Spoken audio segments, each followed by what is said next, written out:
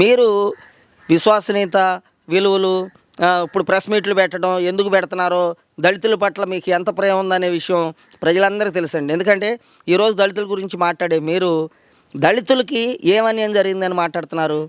దళితులకి ఈ ప్రభుత్వం ఏం చేయలేదని మీరు మాట్లాడుతున్నారు. ఈరోజు దళితులకు సంబంధించినటువంటి మీరు ఎంతమందిని చంపించారు?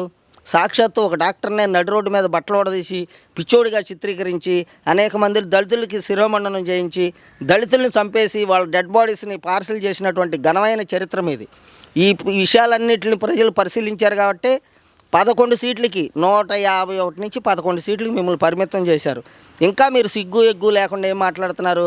ఈసారి ఖచ్చితంగా మేము అధికారంలోకి వచ్చేస్తాము, ప్రజలు నేను ఎన్నో చేశాను కాబట్టి మళ్ళీ మననే గెలిపిస్తారని మాట్లాడుతున్నారు. నిజంగా మీరు ఎన్నో చేసి ఉంటే మొన్నే మిమ్మల్ని గెలిపించేవాళ్ళు. మీరు ఏం చేయలేదు కాబట్టే కదా మిమ్మల్ని గెలిపిలేదు.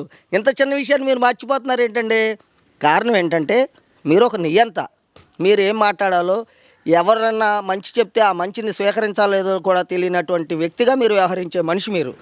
దయచేసి ముందు మిమ్మల్ని మీరు సంస్కరించుకోండి. నేను మీకు చెప్పేంతటోని కాదండి, కానీ మీరు ఆత్మపరిశీలన చేసుకోండి. మీలోకి మీరు వెళ్ళి మీరు గతంలో ఏం తప్పులు చేశారు, ఎవరెవరిని ఎంత దూరం పెట్టారు, ఏ రోజన్నా మీరు మీడియాతో మాట్లాడారండి? అసలు ప్రెస్ మీట్లు పెట్టారా? మీడియా సంగతి దేవుడు ఎరిగితే మీ మంత్రులకు అవకాశం ఇచ్చారా? మీతో ఉన్న ముఖ్యమైనటువంటి వ్యక్తులకు ఇచ్చారా? మీతో ఉన్నటువంటి ఒకళ్ళిద్దరు మంత్రులు మీ సన్నిహితులు తప్ప అసలు మీ ముఖం చూసిన వాళ్ళు ఎవరైనా ఉండారా?